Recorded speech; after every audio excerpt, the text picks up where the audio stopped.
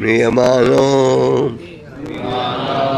हरे नाम गृह्णन् पुत्रोपचारितं अजामिलो अगाध धाम येन उता शुद्धाया वीरं म्रियमाणो हरे नाम गृह्णन् पुत्रोपचारितं अजमिलपि अगधाम किम उतो विधाय गृह्णम्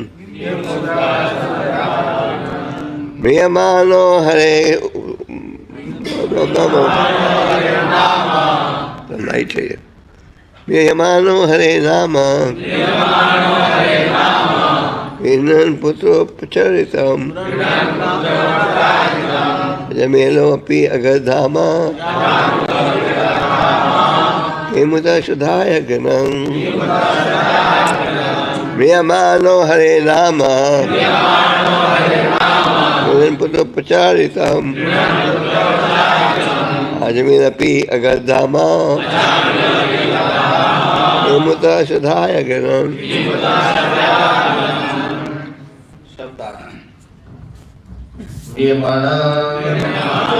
मृत्यु के समय हरि नाम हरि का पवित्र नाम उच्चारण करते हुए पुत्र उपचारिता अपने पुत्र की ओर इशारा करते अजामिला अजामिल अपि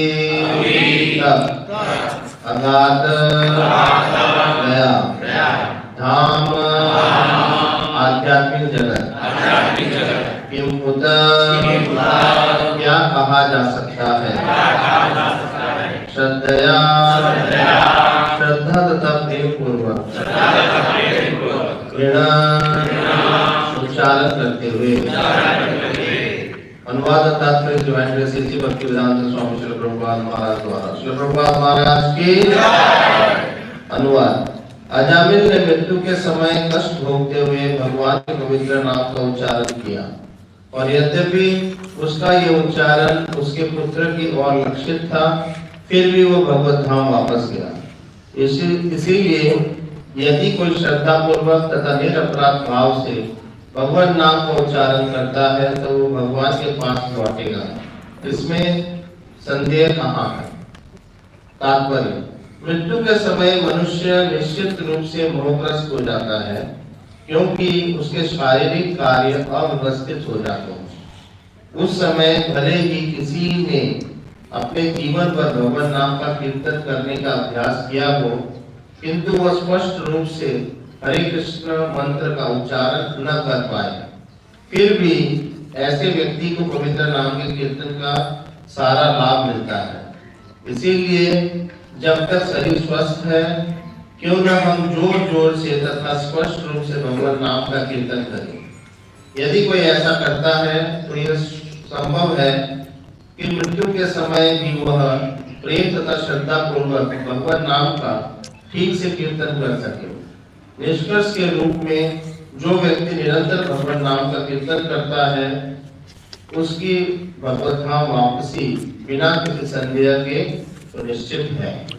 ओम ज्ञान तिमिरंधस्य ज्ञानांजना शलाकया चक्षुर्मिलितं तस्मै श्री चैतन्यं मनोभीष्टं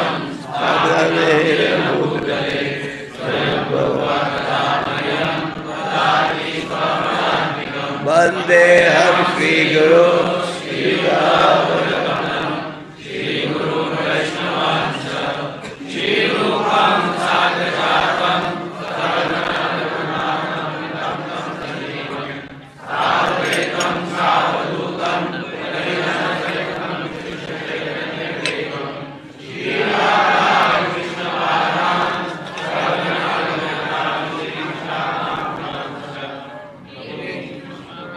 कृष्णा करुणा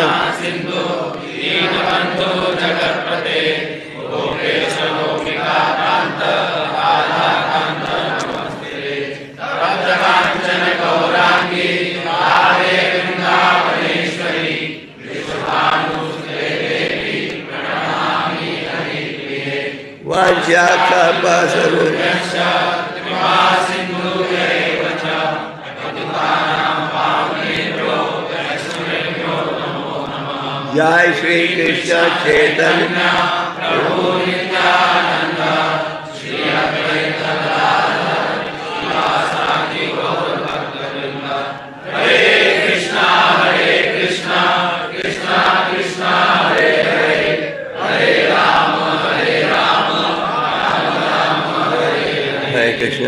सब भक्तों का हार्दिक स्वागत। तो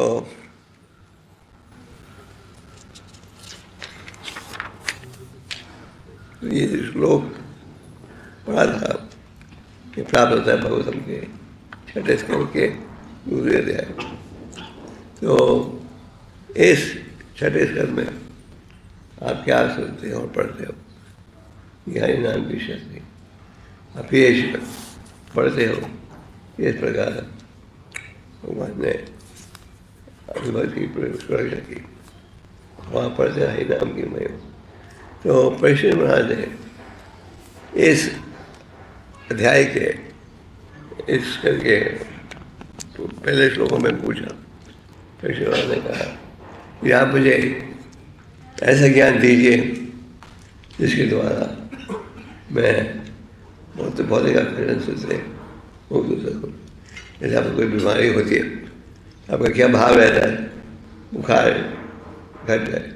इसी प्रकार जब कोई आध्यात्मिक मार्ग में जुड़ता है, उसका क्या भाव होना चाहिए? मैं ये भौतिक आकर्षण से मुक्त हो जाऊँ।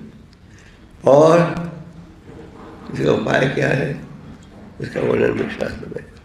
तो वो परीक्षण ने कहा मुझे ऐसा ज्ञान नहीं चाहिए कि मैं आप प्रायश्चित करते हो फिर अपराध करते हो, प्रायश्चित करते हो फिर अपराध करते हो। परीक्षण ने कहा इस प्रकार के संदेश में मेरी रुचि नहीं है। मुझे ये शिक्षा दीजिए जिसके द्वारा जो भौतिक आकर्षण है उसे हम जुड़ा हो जाए। तो शुक्र गोस्वामी जब ये बड़ा अच्छा प्रश्न सुना तो बड़े प्रसन्न हुए। आप भागवत में देखते हो कि भगवान के भक्त बहुत प्रसन्न होते हैं जब वो देखते हैं लोग उनसे आध्यात्मिक प्रश्न पूछ रहे हैं। जैसे आप लोग प्रचार में जाते हो, ग्रंथों को बांटते हो, अगर कोई व्यक्ति कहे मुझे गीता दीजिए, गीता में बड़ा गहरा संदेश है, तो आप खुश होते हो। उसी प्रकार भगवान के भक्त प्रसन्न होते हैं जब वो देखते हैं कि दूसरे व्यक्ति में असली आकर्षण है, इच्छा है, भौतिक आकर्षण से मुक्त होने के लिए। तो शुक्र गोस्वामी बड़े प्रसन्न हुए थे। परीक्षण ने क्या पूछा था? जिस व्यक्ति का अंत आने वाला है उसे क्या करना चाहिए? भगवत में तीसरे स्कंद में देवभूति माता ने अपने बेटे से पूछा, ये बताओ कि किस प्रकार मैं भौतिक आकर्षण से बच सकती हूँ। तो भगवत में प्रश्न और उत्तर है। प्रश्न पूछ रहे कौन? भगवान के भक्त। भगवान क्या कर रहे हैं? उत्तर दे रहे हैं। तो इस अध्याय में आप पढ़ते हो परीक्षित महाराज के प्रश्न के पश्चात सुखदेव गोस्वामी ने क्या कहा? सुखदेव गोस्वामी ने कहा प्राचीन ग्रंथों में ये इतिहास प्राप्त होता है। और उन्होंने अजमेर की कथा का वर्णन किया। तो अजमेर की कथा बड़ा गहरा संदेश है। और हम देखते हो कि अजमेर जब उसे देखा कि यमदूत, उन्होंने यमदूतों को देखा तो घबरा रहे और घबराहट में उन्होंने अपने बेटे का नाम लिया। जैसे उन्होंने अपने बेटे का नाम लिया कि क्या हुआ? और कौन पहुंच गए? फिर उनका वर्ताव के द्वारा ये समझ पाए कि आजमीर का जन्म हुआ था आदमी खानदान में, तो वो विचलित हो गए थे। क्यों? क्योंकि उन्होंने एक घटना का अध्ययन आरम्भ कर दिया, जिसके कारण उनकी भक्ति समाप्त हो गई। तो इस श्लोक में क्या कहा जा रहा है कि आजमीर मृत्यु के समय उन्होंने हरि का नाम लिया, और ताकि उस नाम के द्वारा वो पुकार रहे थे कैसे अपने बेटे को, क्योंकि भगवान के नाम थे उनकी सुरक्षा में। भगवान के नामों में इतनी शक्ति है कि ज्ञान से या ज्ञान से जो भी नाम उनको उच्चारण करेगा उसका क्या होगा, लाभ मिलेगा। इस भागवतम में अनेक श्लोक हैं जहाँ की आप पढ़ते हो क्या तो शुक्र गोस्वामी कह रहे हैं कि मृत्यु के समय जो भगवान का भक्त है जिन्हें नाम का उच्चारण किया है, भगवान उसकी सुरक्षा करते हैं। तो भगवान उनके नामों में अंतर है। कई बार बहुत व्यक्ति कहते हैं तुम लोग एक ही नाम का उच्चारण करते हो दिन रात, थकते नहीं हो? कहते हैं तो क्यों नहीं थकते? क्यों? आपके ये वायरस के दिनों में कारखाने बंद हुए और स्कूल सारे बंद हो गए, पर नाम का उच्चारण किसी ने बंद किया नहीं, उल्टा बढ़ाया। प्रभु ने कहा एक पत्र में रियल वैक्सीनेशन और वायरस से चेंज करो कोई नहीं। तो बात भगवान का नाम क्यों बंद नहीं करते? क्योंकि भगवान के नामों में पूरी शक्ति है। भगवान के नाम के उच्चारण से क्या प्राप्त होता है? ध्यान प्राप्त होता है। राम ने कहा न थे विदुम स्वर्ग में विष्णु, लोग ये नहीं जानते कि असली सुख कैसे प्राप्त होता है।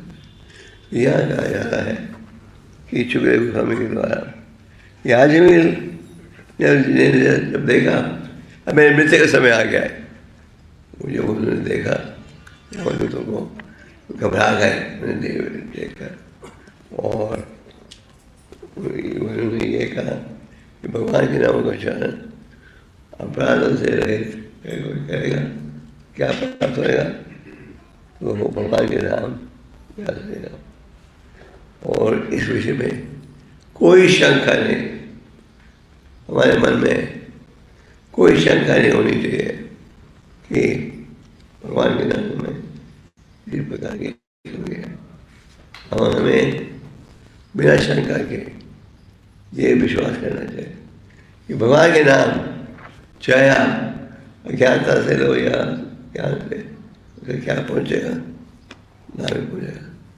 चाहे आपकी मृत्यु किसी दुर्घटना से भी हो, जैसे कि कई बार जो भक्त हैं उनका भी एक्सीडेंट होता है, एक बार एक्सीडेंट हो जाता है, पर उसका ये अर्थ नहीं कि क्योंकि वो हरिनाम नहीं कर रहे थे सारा हरिनाम कार हो गया। हरिनाम की असली संपत्ति है, और ये हरिनाम आपकी सुरक्षा करते हैं हर स्थिति में।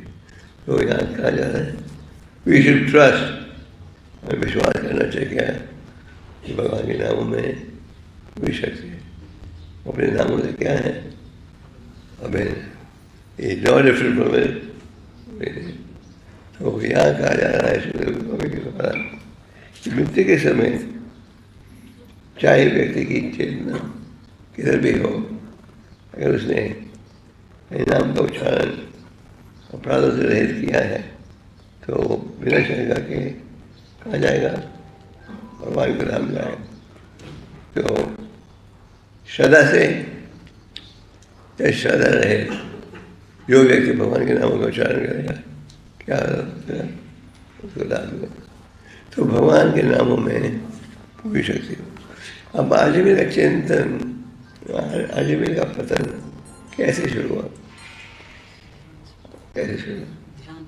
अजमेर गए थे जंगल में पूजा के लिए, पूजा नहीं गए, कोई नाइट क्लब में नहीं गए थे, पहले पूजा करके ये फल वगैरह लाने गए। रास्ते में जब उन्होंने इस वैश्य को अपने प्रेमी के साथ देखा, वो विचलित हो गए और उन्होंने आरम्भ कर दिया क्या इस घटना का स्मरण करना, जिसके कारण उनका आध्यात्मिक जीवन नष्ट हो गया। तो गीता में भगवान क्या कह रहे हैं, मन में भाव मल मदरी मन करो, मेरा चिंतन करो, मेरी उपासना करो, मेरी शिक्षा का लाभ उठाओ। फिर भगवान कहते हैं मैं क्या करूँगा, क्या करूँगा, मैं सुरक्षा करूँगा बिना शंका के। So we should have full faith in the words of God. तो ज्ञान से हरिनाम लेगा, उसका लाभ भी मिलेगा। ये हरिनाम हमें मिलता कैसे? बाजार में कोई दुकान है जहाँ आप जाकर बोलते हो ऐसे दुकान है, ठाकुर भक्तों जी ने कहा जैसे कि कोने कोने में दुकान है, कोई की सुविधा खरीदने के लिए कोने कोने में स्थान होना चाहिए जहाँ की नामान। ठाकुर भक्तों ने कहा एक दुकान जहाँ की नाम पवित्र हो रहा है, वही दुकान कहाँ है?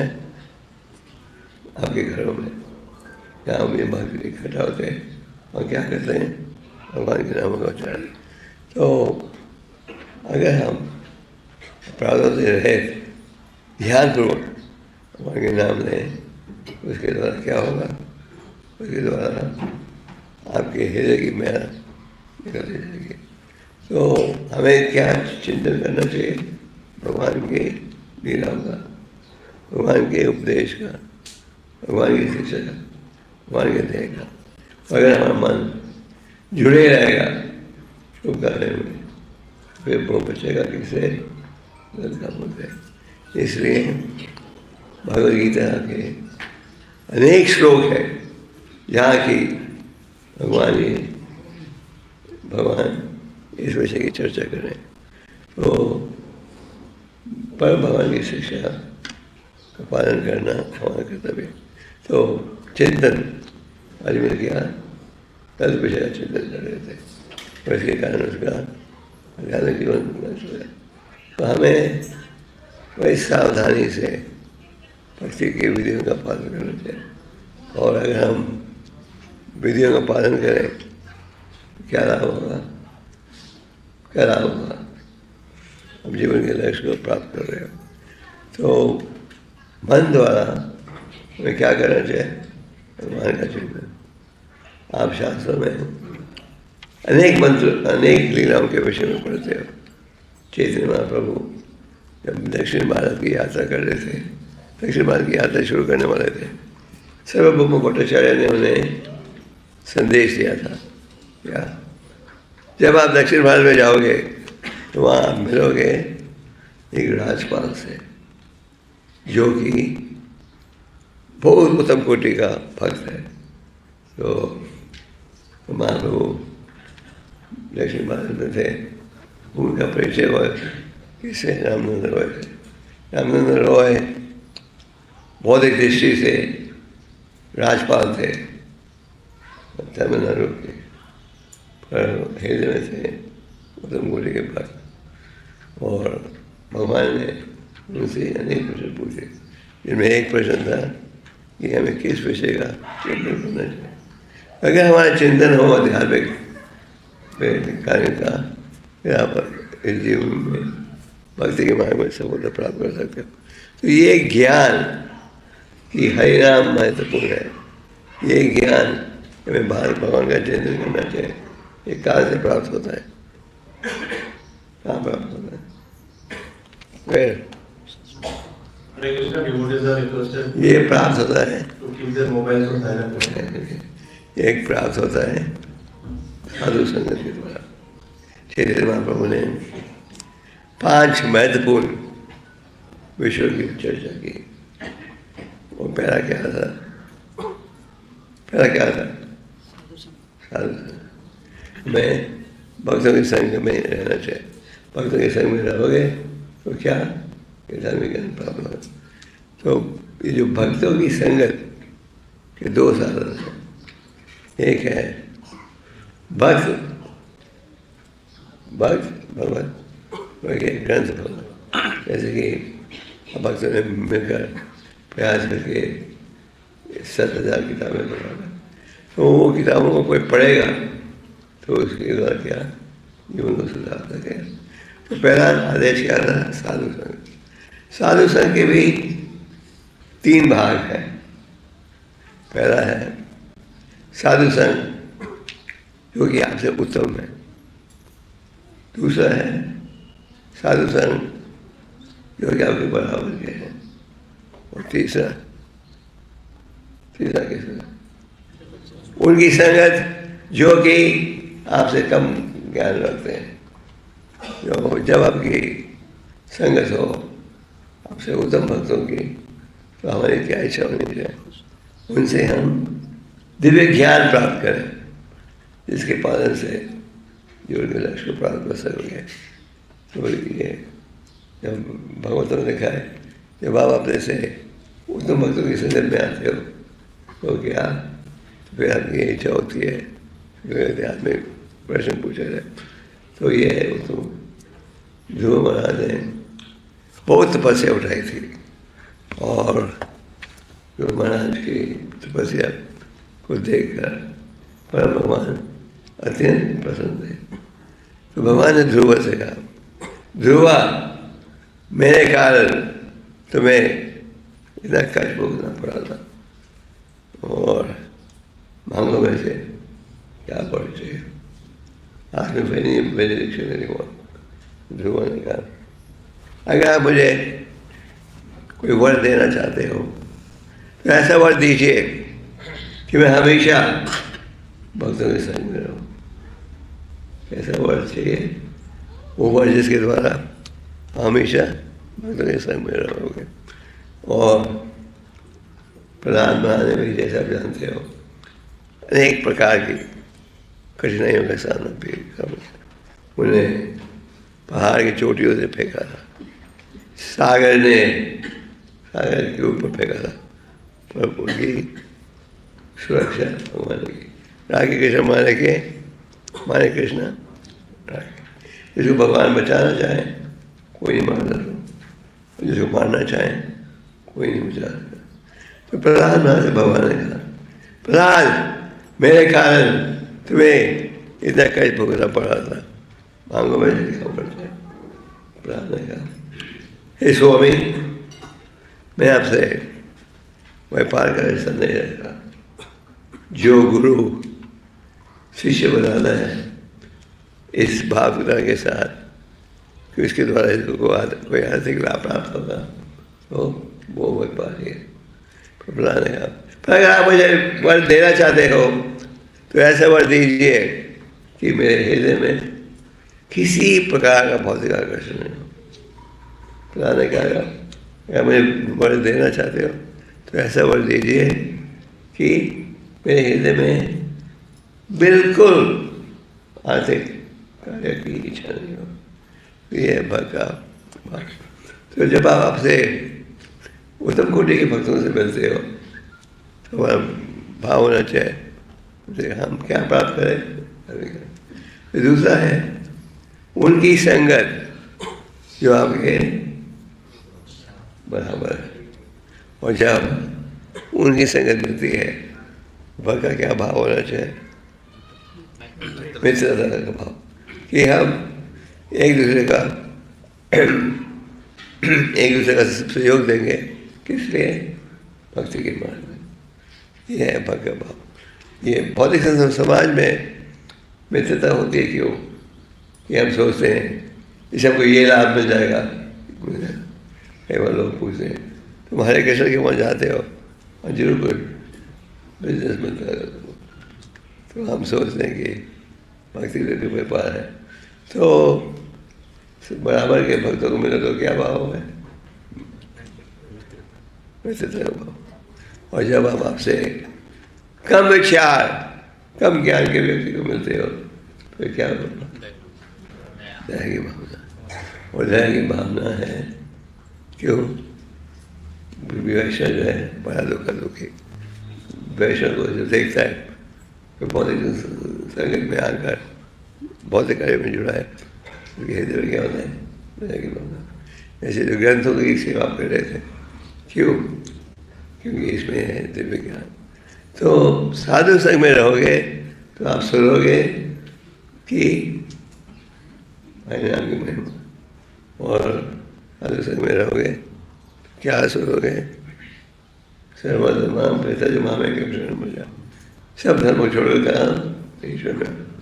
तो भक्त जो है इच्छा है और भी होते हैं, तो आप जब साधु संग में रहोगे तो आपको क्या शिक्षा मिलेगी, कली काले नाम और कृष्ण होता, तो ये शिक्षा मिलेगी क्या, भगवान अवतारित हो गए कैसे कैसे अवतार, और जैसे लॉर्ड नहीं, तो आपको ये है शिक्षा मिलती है, चैन हो गया, चैन हो गया, चैन हो गया। और परिणाम लोगे तो क्या नाम होगा, आपके हृदय की मेहनत दूर होगी। तो साधु से मिलोगे तो वो ज्ञान मिलेगा, नाम की महिमा का। साथ में श्रीमद् भागवतम, भगवद गीता का अध्ययन, इन जैसे हम लोग रात को सुन रहे थे, प्रभुपाद जी ने बहुत प्रयास किया, संघर्ष किया इन किताबों को तैयार करने का। उदाहरण जब प्रभुपाद राधा दामोदर मंदिर में निवास करते थे तो उस समय प्रभुपाद जी के पास कोई सुविधा नहीं थी, कोई शिष्य नहीं और कोई रहने का स्थान भी नहीं। प्रभु के मन में यही भाव था, गुरु ने आदेश दिया है कि इन ग्रंथों की रचना करने के लिए। तो प्रभुपाद जाते थे मथुरा से, वृंदावन से मथुरा, मथुरा से दिल्ली, फिर जाते थे चिमड़ी पर जाकर, इसलिए कागज लेने के लिए, फिर किताबों को छाप कर जाते थे क्या करने, मारने के लिए। One man army, one man भी नहीं होते थे। तो प्रभु जी ने क्या क्यों, क्योंकि उनकी गुरु की याद का आदेश था क्या, तुम पढ़े लिखे युवक हो, ले जाओ पश्चिम देशों में संदेश। तो साधु संघ के द्वारा इनकी महिमा का ज्ञान होता है। और क्या, साधु संघ के द्वारा श्रीमद् भागवतम शास्त्र में रुचि बढ़ती है। धर्माम साक्षात भगवत परिणम, धर्म का अर्थ क्या है, भगवान के माने। तो क्या सत्य है, क्या शास्त्र पर आधारित है, ये ज्ञान आपको कैसे मिलता है, भक्तों के संग के द्वारा और ग्रंथों के द्वारा। तो श्रीमद् भागवतम में क्या है, गामा कल्पा गुरु कलिदम, जो श्रीमद् भागवत में है सबसे उत्तम ज्ञान। और शुरू से अंत तक श्रीमद् भागवत में क्या प्राप्त करते हैं, शुद्ध भक्ति ज्ञान। जब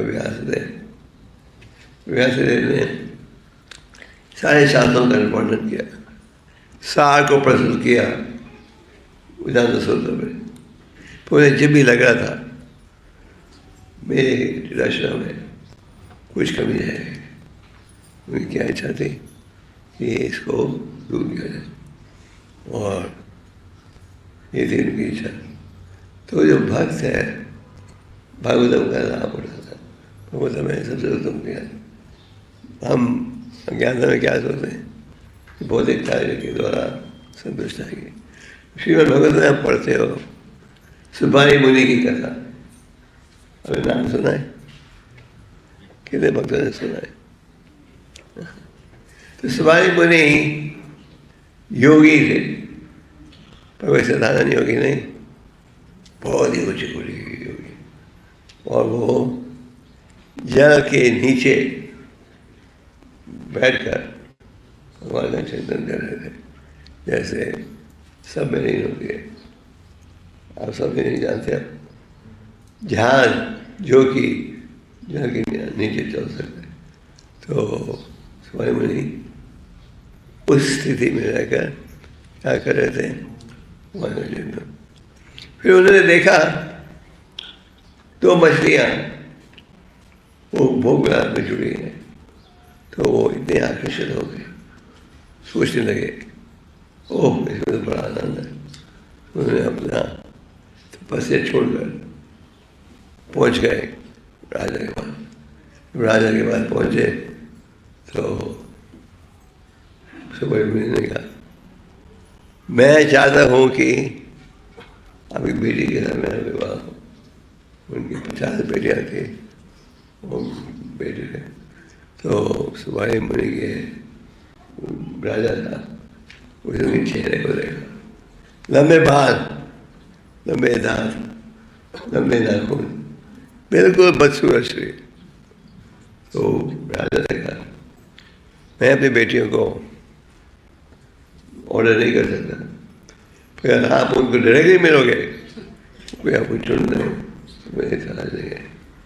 तो हमारे मुनि गए उस महल में जिसमें राजा की 50 बेटियाँ निवास कर रही थी, और बेटियों ने कहा ये तो बदसूरत है, इसलिए हमने विवाह नहीं किया।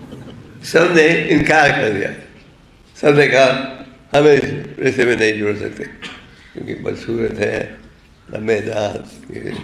तो सुबाई मुनि ने कहा अब मैं समझ गया मुझे क्यों ढुकरा रहे हैं, क्योंकि मैं बदसूरत हूँ, मैं जंगली जैसे दिखता हूँ, इसलिए राजा की पत्नी ने मुझे इनकार कर दिया। तो उसने कहा अब मैं अपनी योगिक शक्ति के द्वारा इतना सुंदर रूप ग्रहण करूँगा कि कोई मुझे नहीं कहेगा। तो वो योगिक स्थितियाँ थी उनके पास, वो बन गए क्या, बहुत ही खूबसूरत ही हुआ।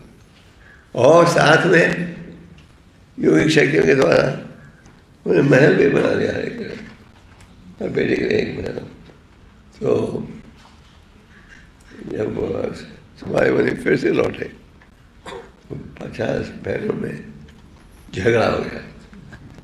सबने कहा मैंने इसको पहले चुना है, ये मेरा पति बनेगा। नहीं, मैंने पहले चुना है। तो उसने 50 बहनों के साथ शादी करी, पर उन्होंने देखा कि किसी रिश्ते में कुछ आनंद नहीं है। उन्होंने कहा कि मैं गलती करके जुड़ गया था इस कार्य में, अब मैं इसे क्या मुक्त होना चाहता हूँ। फिर वो अपने 50 पत्नी को लेकर जंगल में गए भगवान का चिंतन करने के लिए। इस कथा से क्या आप शिक्षा मिली कि आप इंद्रियों को कभी भी किसी भौतिक कार्य के द्वारा संतुष्ट नहीं कर सकते। आप इंद्रियों को संतुष्ट करना है तो क्या है उपाय, सर्वोपाधि विनिर्मुक्तम ऋषि भक्ति हो जाएगी। अगर आप असली आनंद चाहते हो तो क्या है उपाय, इंद्रियों का उपयोग करो किसलिए, भगवान की सेवा। इंद्रियों का उपयोग करो भगवान की सेवा में। अगर आप इंद्रियों का उपयोग करोगे भगवान की सेवा में, फिर आप जीवन को सब प्राप्त करें। ऋषिकेश भगवान के अनेक नाम है, हजारों लाखों नाम है, उनमें एक नाम है ऋषिकेश। और ऋषिकेश का अर्थ क्या है, उन्होंने इंद्रियों के स्वामी। हमारी इंद्रियां जो है उनको ठीक रूप से उपयोग करना चाहिए।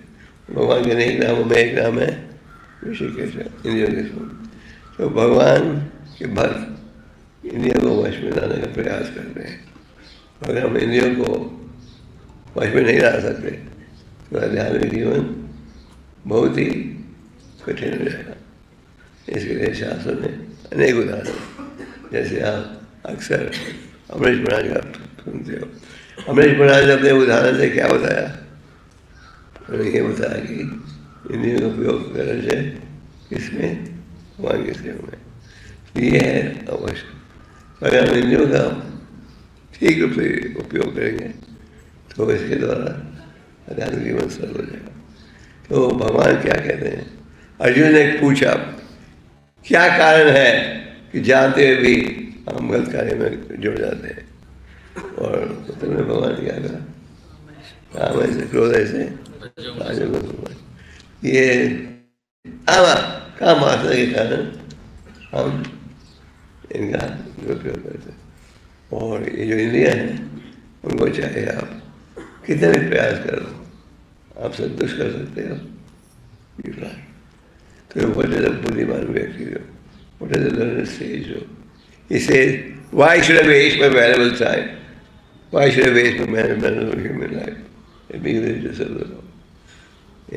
गोविंद ठाकुर कहते हैं मनुष्य जन्म पाया राधा कृष्ण है बाजिया जानिया शून्य पीछा पीछा means poison. Having obtained this rare human birth and not having worshipped Radha and Krishna, I was simply drinking poison. आज समाज की स्थिति ऐसे है, आप लोगों को बोलो अब जहर पी रहे हो, पी रहे हो। हमें प्रयास करना चाहिए कि मन के द्वारा हम क्या करें, मन के द्वारा भगवान की शिक्षा का चिंतन करें, मन द्वारा भगवान की लीलाओं का करें, मन द्वारा भगवान के उपदेश का। उदाहरण के लिए भागवतम के प्रथम स्कंद में आप पढ़ते हो, जब अर्जुन ने देखा कि भगवान अप्रकट हो गए हैं तो ही वॉज वेरी सैड, अत्यंत दुखी थे। अर्जुन ने भगवान की लीलाओं का स्मरण किया, वो लीला जिनमें वो सफल हुए थे। क्यों? भगवान की कृपा के कारण अर्जुन ने कार्य में सफलता प्राप्त की। तो ये भक्त ने कहा मनुष्य जब मैंने प्राप्त किया तो मैंने राधा कृष्ण का भजन किया, मैं जानवर क्या कर रहा हूँ, पी रहा हूँ। तो वहाँ समाज की स्थिति ये है, लोग जहर पी रहे हैं और उन्हें जब कहा जाए कि आप जागो, ठाकुर भक्त जी ने एक रचना लिखी है, जीव जागो थोड़ा बोल रहे जाओ माया पीछे। हे जीवात्मा तुम जागो, आध्यात्मिकता में रुचि लो। आप कहोगे हम तो जागे हुए, आपको तो हम भौतिक दृष्टि से जागे हुए हैं, आध्यात्मिक दृष्टि से गहरी नींद में। तो भक्ति ने कहा हमें बिना बंधु नहीं किया चाहिए तुम्हारा, मेरे अलावा तुम्हारा और कोई मित्र नहीं है। अगर मित्र कौन है? जो व्यक्ति आपको शिक्षा देता है भगवान के शरण में सुन के। तो भागवतम के में अनेक उदाहरण हैं जिनका मूल उद्देश्य क्या है कि आपको प्रेरणा मिले भगवान के शरण में कहते हो। ऐसे भागवतम में और क्या है, शुरू से अंत तक एक ही विषय का उपदेश। विषय एक ही प्योर डिवोशन है, शुरू से अंत तक गुणगान है किसका? शुभ भक्ति का। ये है मानव जीवन का उद्देश्य, टू अंडरस्टैंड स्पिरिचुअल नॉलेज। और स्पिरिचुअल नॉलेज कैसे प्राप्त होता है? तद विधि पार्वती ना आप शरण लो किसकी? शुभ भक्तों की, जिन्होंने जीवन समर्पण किया है भगवान की सेवा में। तो ये सब आराम होता है कैसे? फिर भगवान की श्रद्धा, भगवान के आचार्य में श्रद्धा हो। हम जब मंदिर आते हैं, मूर्ति को देखते हैं तो हमें ये नहीं सोचते ये तो पत्थर की मूर्ति है, ये तो पीतल की है, ये तो मार्बल की है। हमें ये सोचते थे यहाँ है कौन? भगवान स्वयं। और फिर आप भगवान को समझ लोगे। भगवान को आप समझ रहे हैं कैसे? आध्यात्मिक नेत्रों के द्वारा। तो भागवत में जो महत्वपूर्ण संदेश है उसका वर्णन किया जाता है। तो अर्जुन चिंतन कर रहे थे भगवान का, और जब उन्हें पता लगा कि भगवान यहाँ प्रकट हो गए तो अत्यंत दुखी थे। अर्जुन ने क्या किया था, क्या किया? He started meditating on Krishna's instructions in the Bhagavad Gita. वो चिंतन उन्होंने शुरू कर दिया भगवान के उपदेश का, और फिर उन्हें ऐसे लगा कि जो भगवान है मेरे साथ है। तो प्रभुपाद जी कहते हैं, this should be the goal of every devotee, to meditate on Lord's instruction. जैसे भाई कई भक्त रोज एक श्लोक लिखते हैं मंत्राकार में, उसको पढ़ते रहते हैं। इस प्रकार मन भी स्थिर होता है, और इस प्रकार मन भी गलत कामों से जुदा हो जाता है। तो ये सब शुरू होता है साधु संग के द्वारा। तो शास्त्रों के द्वारा हमें पूरी शिक्षा मिले। शास्त्र मीन्स व्हाट? धर्माम साक्षात भगवत। शास्त्र मीन्स। तो यहाँ कहा जा रहा है सुखदेव गोस्वामी के द्वारा कि भक्ति के मार्ग में आप जुड़ोगे और अपराधों से रहित ज्ञानपूर्वक जाप कर गए तो इसके द्वारा क्या प्राप्त होगा? आध्यात्मिक ज्ञान प्राप्त होगा। तो साधु संग में हमें रहना चाहिए, और साधु संग में रहेंगे तो सदा क्या सुनोगे? हरिनाम की महिमा। हरिनाम जो है सबसे महत्वपूर्ण कार्य है। हरिनाम हरिनाम हरिनाम एवं आज हम विश्व के किसी कोने में चले जाओ, आप उन भक्तों को मिलोगे जिन्होंने क्योंकि हरि नाम कर रहे।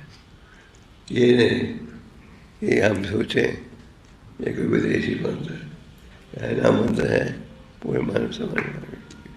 तो सुखदेव गोस्वामी ने ये उपदेश दे रहे हैं अर्जुन से कि भक्ति योग के पालन से आपको जो भौतिक आकर्षण है उससे हम बच पाओगे, और हमारा लक्ष्य क्या होना चाहिए? भगवान के धाम पहुँचना। जीवन में लक्ष्य होना चाहिए मनुष्य जीवन प्राप्त किया है, इसके द्वारा भगवान के शरणागत हो सके। तो इस कथा में आप पढ़ते हो हरिनाम की महिमा, और जैसे हम कह रहे थे भागवतम में अनेक लीलाएँ हैं। भागवतम में एक्चुअली का स्टोरी बुक, पूरा ट्रांसजेंडर स्टोरी। तो जो कार्याँ हैं उनका एक उपदेश है। उपदेश क्या है? सर्वधर्मान् परित्यज्य हम सर्व पापे भय मोक्षयामि सर्वधर्मो जगदीश्वरम्। तो भागवतम हमें क्या पढ़ना चाहिए, सुनना चाहिए, और भागवतम सुनेंगे उसके द्वारा आध्यात्मिक ज्ञान बढ़े। तो संक्षेप में आज के इस श्लोक में उपदेश दे रहे हैं आज यामदूतों को, क्योंकि यामदूत कौन है? भगवान विष्णु के सेवक। जब उन्होंने देखा कि विष्णुदूतों ने रोक दिया है उन्हें हमें स्वामी के आदेश का पालन करने के लिए, तो उन्होंने क्या कहा? वो आश्चर्यचकित हो गए। This is the first time they had gone on an assignment or somebody had stopped them. तो वो आश्चर्यचकित हो गए। उन्हें पूछा आपसे ऊपर भी कोई शक्ति है? और क्या कहा? क्या माने? उन व्यक्ति को भविष्य में मत छूना जिनके वाणी से भगवान का नाम नहीं निकला, जिनके जावानी से वहाँ की कथा नहीं सुनने में आई। तो हमें आध्यात्मिक मार्ग में सफलता प्राप्त करने के लिए इंद्रियों का उपयोग करना है। कहाँ? भगवान की सेवा में। और ये सब ज्ञान प्राप्त होता है अंतर के द्वारा। तो सुखदेव गोस्वामी उपदेश दे रहे हैं, उपदेश दे रहे हैं वही बढ़ाए गए, और हमारा लक्ष्य क्या होना चाहिए? भगवान के शरणागत हो जाए। तो साधु संग में रहोगे, क्या शिक्षा सुनोगे, तो ये सब होगा। तो हमारा सौभाग्य है ईश्वर प्रभुपाद जी ने हमें शुद्ध भक्ति का ज्ञान दिया है, और ये शुद्ध भक्ति का जो ज्ञान है ये सबसे महत्वपूर्ण ज्ञान। भगवद गीता के 9th चैप्टर में भगवान क्या कहते हैं? राज विद्या, this knowledge is the king of education, it is everlasting and joyful. दूसरे शब्दों में भगवान कहते हैं जो व्यक्ति इस महत्वपूर्ण ज्ञान का उपयोग करता है उसके हृदय में सदा सुख होता है। ब्रह्मभूत प्रसन्नात्मा सोचती न कंचन। जो व्यक्ति अभिमान में जुड़ा है वो क्या अनुभव करेगा? आनंद याद। So we should make it a point to read the Bhagavatam every day. जो मंदिर में रहते हैं उन्हें तो मंदिर में लाभ उठाना चाहिए। जो घर में रहते हैं, बाहर नौकरी करते हैं, उन्हें भी भागवतम को पढ़ना चाहिए कि भागवतम में है उत्तम ज्ञान। नास्ता प्रेशो भद्रेशो भगवती में श्लोक है, भक्ति भाव के 3 है। तो ध्यान से सुनेंगे तो हमारा जो भौतिक महल है उससे आप जुड़ा हो पाएगा। विशुद्ध विधि भागवतम आप ऐसे कहते भक्त हो, रोज भागवतम को पढ़ते हो। आप भक्तों से हमेशा निवेदन करते हैं, वह नियम बनाना चाहिए कि कम से कम 1 श्लोक भागवतम को तात्पर्य के साथ आप पढ़ोगे। गीता पढ़ोगे तो क्या होगा? बुद्धि तेज हो जाएगी। तेज बुद्धि के साथ क्या प्राप्त होगा? योग्यता, जिसके द्वारा भौतिक विचारों को विरोध कर सको। और ये सब शुरू होते हैं कैसे? साधु संग के द्वारा। हमारे शास्त्र में सबसे महत्वपूर्ण ज्ञान है, हमें इसका लाभ उठाना चाहिए। पापा जी ने सारे विश्व में इस ज्ञान का वितरण किया। आज 60 से अधिक भाषाएं हैं जिनमें आप भागवतम को प्राप्त कर सकते हो। लोग पढ़ रहे हैं भागवतम को। क्यों? क्योंकि इसमें सब समस्या रखा है। देवहूति ने जब प्रश्न पूछा कैसे हम जन्म मृत्यु के बंधन से छुटकारा प्राप्त कर सकते हैं, क्या था उत्तर?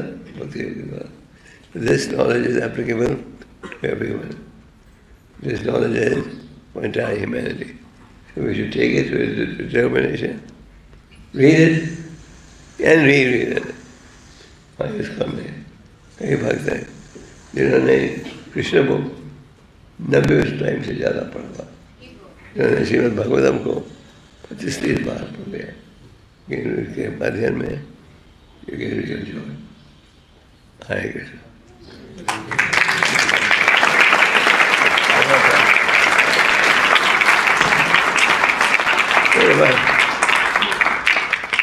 कोई प्रश्न है?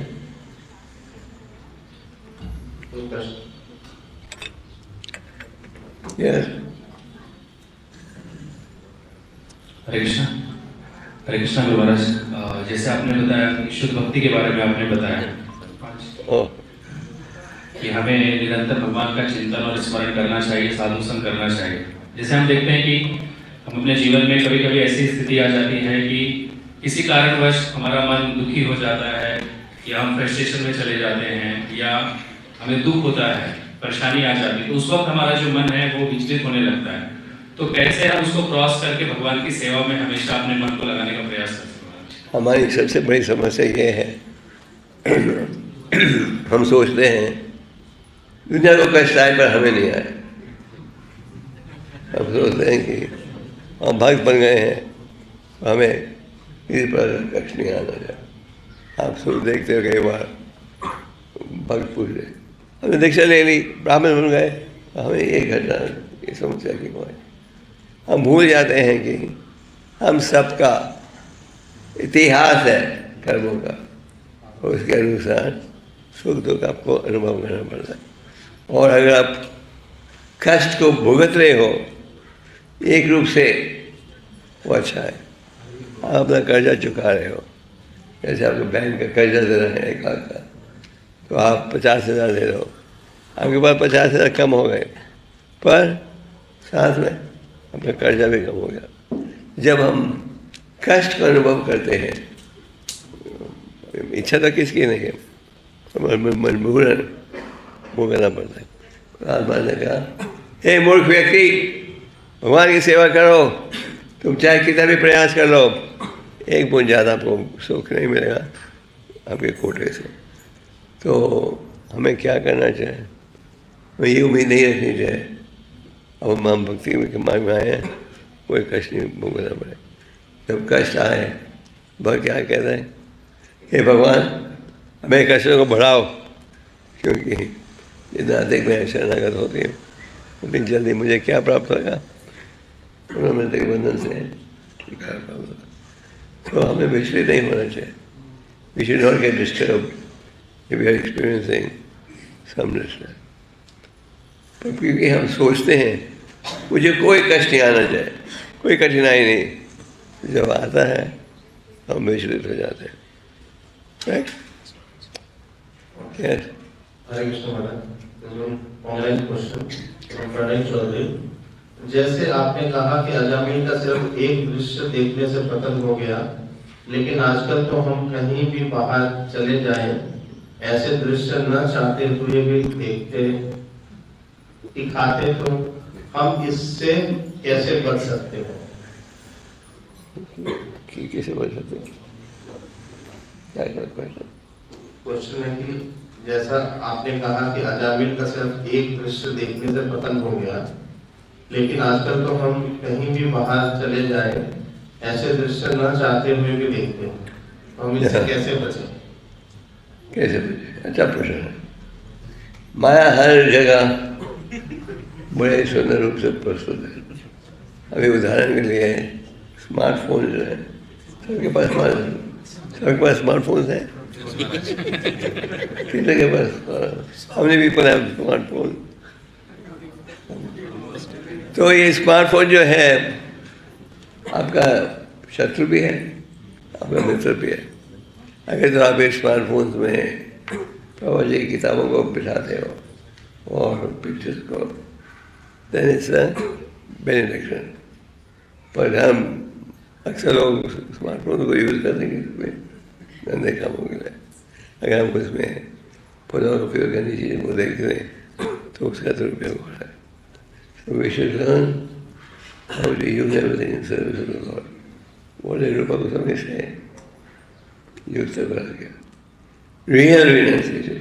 जैसे कि हमारी संप्रदाय में भक्ति सिद्धांत जी पहले आचार्य थे जिन्होंने सिला हुआ कोट भी पहना। उनसे पहले किसी हमारे आचार्य ने कोट नहीं पहना जो सोया हुआ है। और भक्ति सिद्धांत जी पहले आचार्य थे जो कि मोटर में बैठे।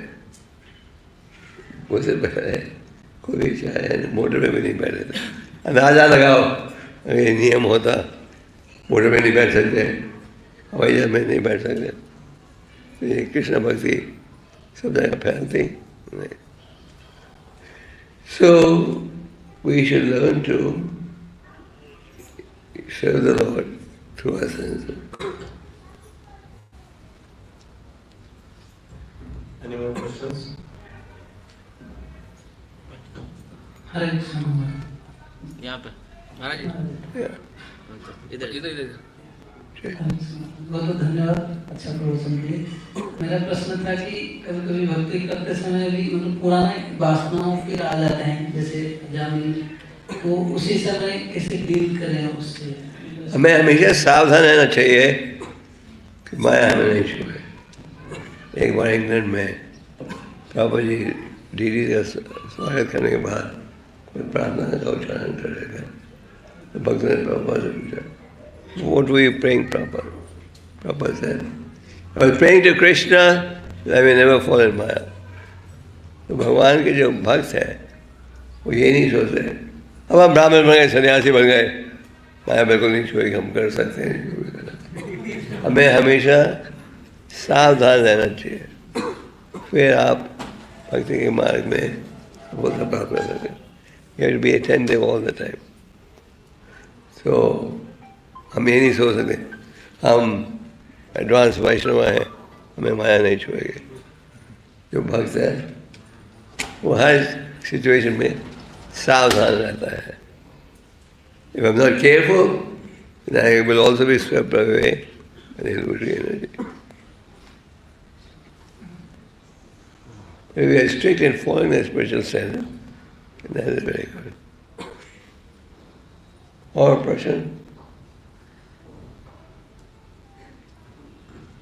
No?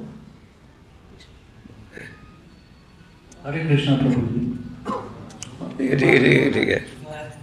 ठीक है आप प्रश्न पूछिए। What is the definition of purushartha in spirituality point of view? Definition of पुरुषार्थ। पुरुषार्थ। पुरुषार्थ धर्म अर्थ काम मोक्ष। धर्म अर्थ काम मोक्ष। लोग धर्म को अपनाते हैं क्यों? हमें अर्थ चाहिए, भौतिक सुख चाहिए, और जब भौतिक सुख प्राप्त हो जाए हम सोचते हैं इसके द्वारा इंद्रियों को हम संतुष्ट करेंगे। आप कभी कर नहीं सकते, और फिर हम सोचते हैं क्या? मोक्ष मिल जाएगा। मोक्ष भी मिले भी तो भी आप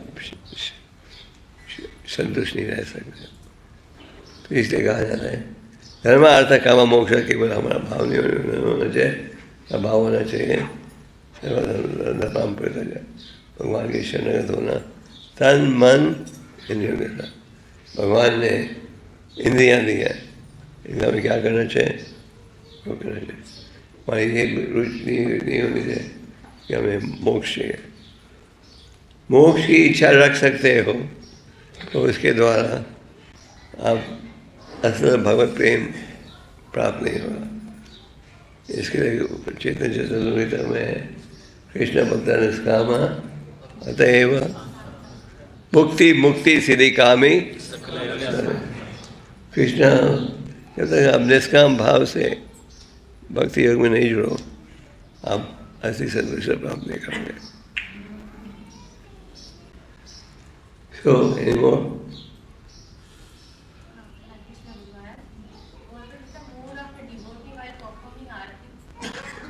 What's the mood of a devotee?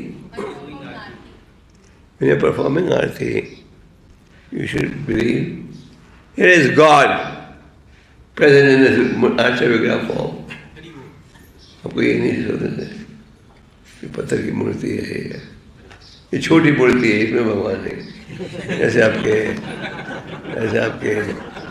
आपके मंदिर में मदन मोहन घोड़े हैं पर छोटे साइज के, तो हमें ये नहीं सोचना इसमें भगवान नहीं, ये छोटी मूर्ति। भगवान बड़ी मूर्ति हुए हैं। भगवान शायद हम शीला में भी प्रकट हो सकते हैं। भगवान अपने आप को किसी भी आचार्य विग्रह के रूप में प्रकट हो सकते हैं। हमें श्रद्धा के साथ ये स्वीकार करना चाहिए कि भगवान है। We should not think, oh, this is a very small step. Because God is capable of incarnating in any form. Is that right? So, और कोई प्रश्न?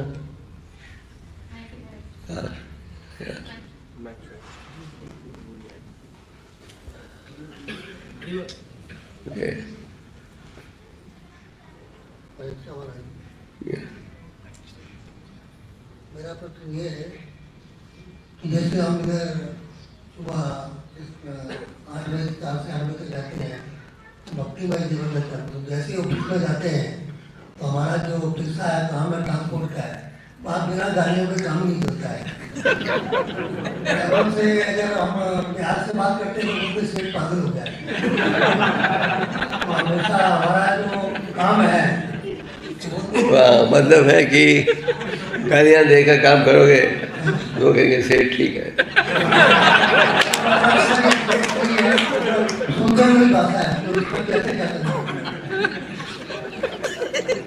तो आप उनको डांट दिया करो, अगर ये उपाय है गाली मत दो, और कह सकते हो मेहनत करो। भौतिक समाज में तो गालियाँ कंसिडर नॉर्मल, पर we are civilized in spiritual.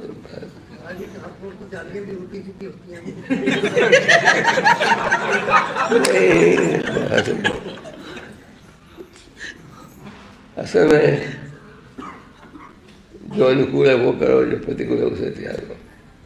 तो आप you should be like a gentleman. Prabhupada said, my devotees are all gentlemen and gentlewomen. तो हालांकि दूसरा व्यक्ति गलत व्यवहार करता है, हम उसकी नकल नहीं करते। तो देखेंगे बाकी लोग गाली दे रहे हैं, हमारे सेठ कितने प्रेम से बात कर रहे हैं, तो ज़्यादा समर्पण करेंगे।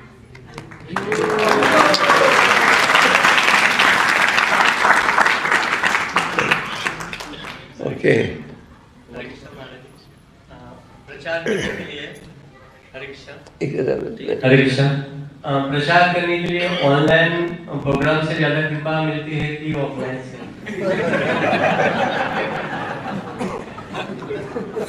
प्रचार किसी माध्यम से करो, ऑनलाइन ऑफलाइन, आप अपना प्रचार कर रहे हो तो उसका लाभ मिलेगा।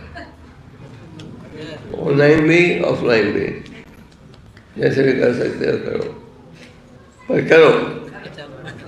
जैसे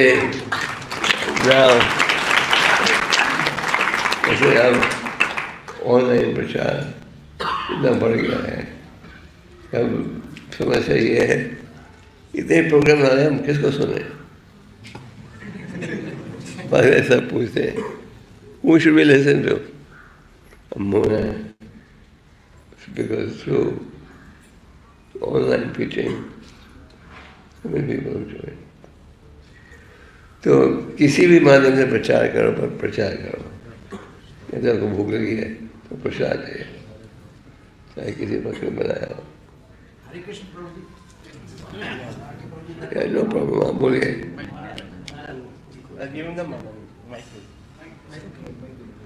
एक मिनट, मेरा कोई प्रश्न था। महाराज जी, जैसे फेस्टिवल होता है तो यहाँ पे इतने सारे कॉन्ग्रेगेशन भक्त हैं और बहुत रेगुलर भक्त हैं, लेकिन मंदिर में फेस्टिवल में सेवा के लिए बहुत सारे भक्तों की आवश्यकता है। तो जो रेगुलर भक्त हैं उनका क्या जिम्मेदारी है टेम्पल के प्रति? हर एक फेस्टिवल बड़ा अच्छा ढूंढना पड़ता है। बड़ा अच्छा प्रश्न है। अगर सेवा है तो क्या है, हमें यही सोचना चाहिए कि हम सेवा करेंगे तो लाभ मिलेगा, नहीं करोगे तो लाभ।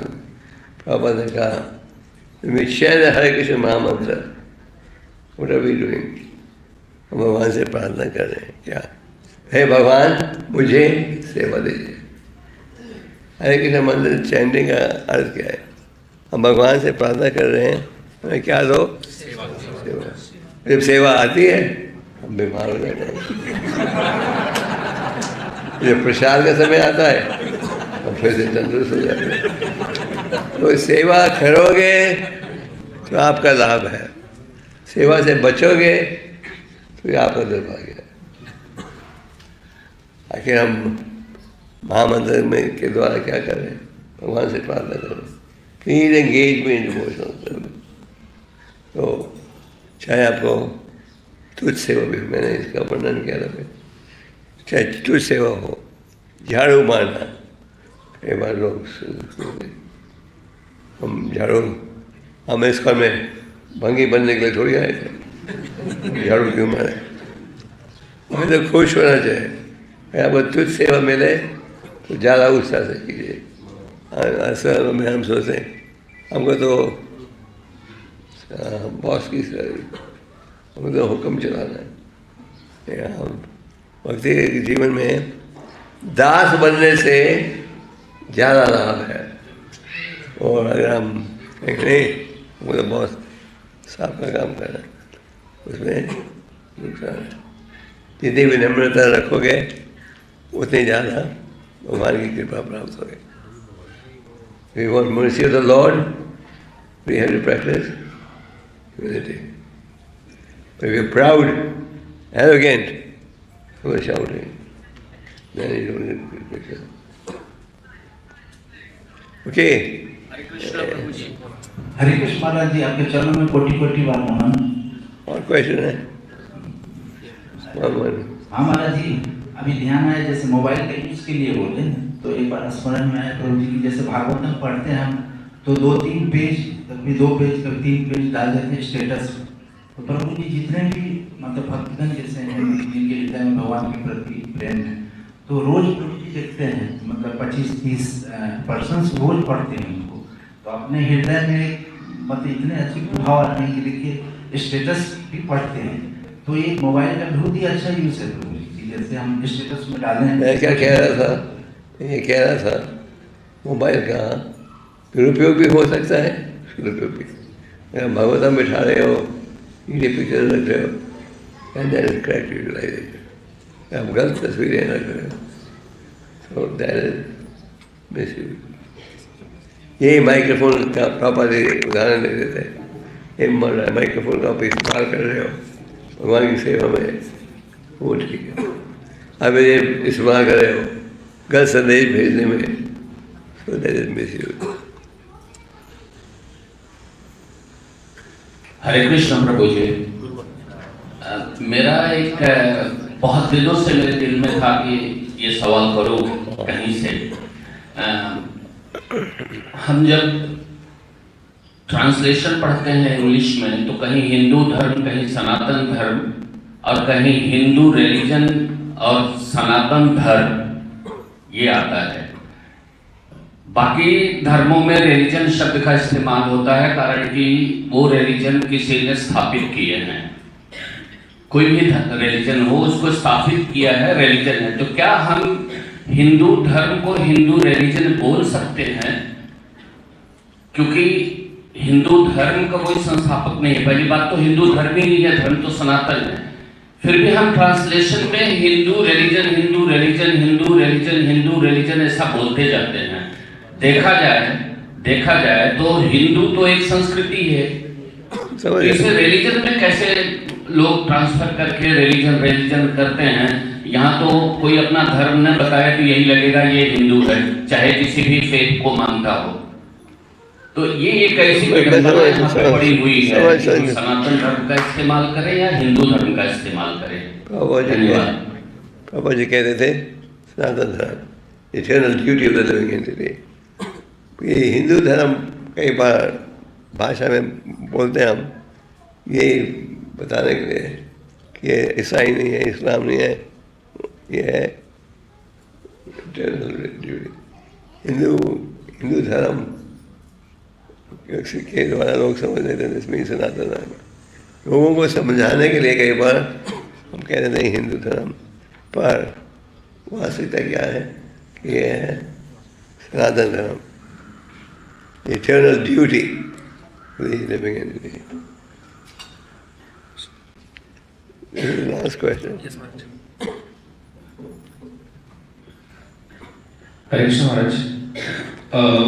प्रश्न, एक प्रचारक की क्या योग्यता होनी चाहिए और प्रचार करने के पीछे उसका क्या उद्देश्य होना चाहिए महाराज? ऑनलाइन तो किसी प्रोजेक्ट पूछा क्या था? प्रचारक की क्या योग्यता होनी चाहिए और प्रचार करने के पीछे उसका क्या उद्देश्य? आपको इतना पता होना चाहिए कृष्ण है सुप्रीम, परम भगवान है, भक्ति योग इज द सॉल्यूशन, और Prabhupada pure devotee giving is the pure message. इतना तो होना चाहिए। आप अगर प्रचार कर रहे हो तो दूसरा व्यक्ति प्रश्न भी पूछेगा, आपको आप में योग्यता होनी चाहिए उसका उत्तर देने के लिए। सेकंड क्या है? प्रचार के उद्देश्य क्या होना चाहिए महाराज? प्रचार का उद्देश्य ये होना चाहिए, मैं इस व्यक्ति को भगवान के साथ जोड़ूं। उसे ये उपदेश नहीं होना चाहिए अगर उसको मैं भक्त बना लूँ मुझे भी इतना आर्थिक लाभ मिलेगा, इसको ये धन प्राप्त हो जाएगा। और मैं निष्काम भाव से भाव होना चाहिए, हम सबको जोड़ रहे हैं किसमें? सेवा में। और निष्काम भाव से फिर हम सदा भगवान के शरण में रहोगे। Okay?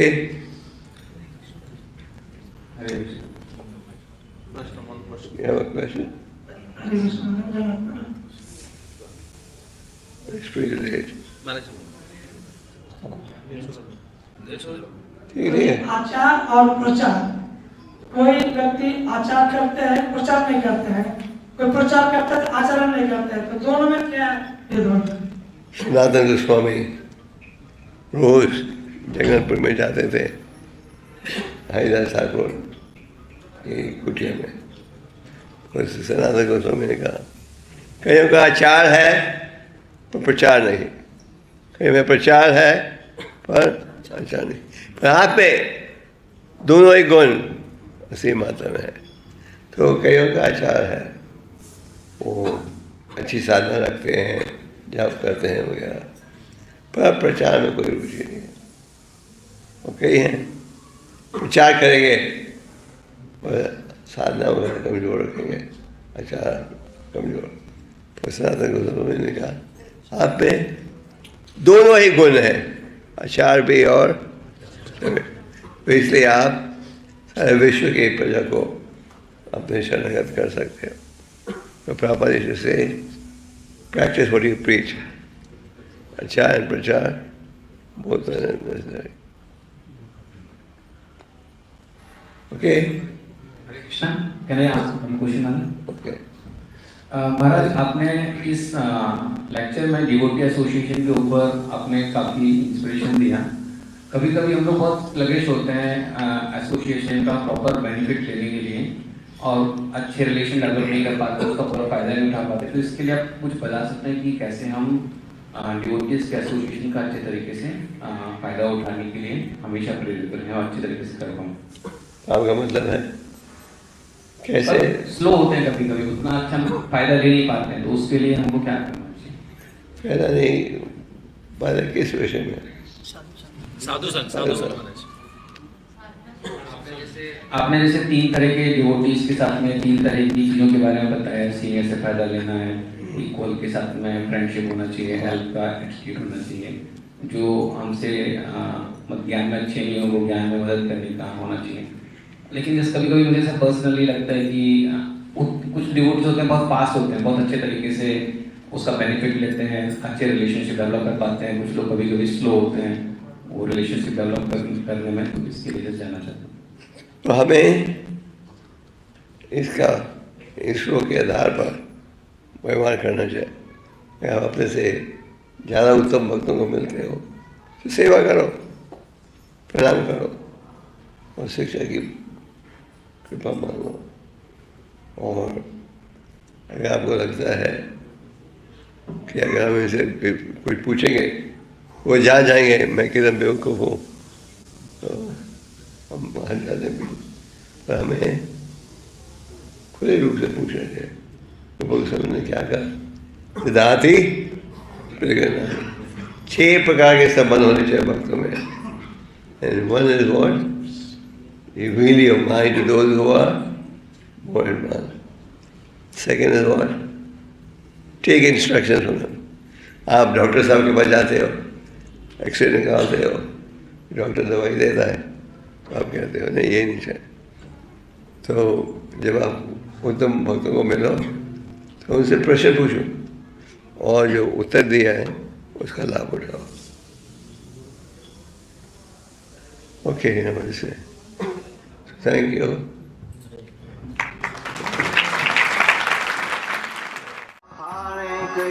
Hare Krishna, Krishna Krishna, Hare Hare.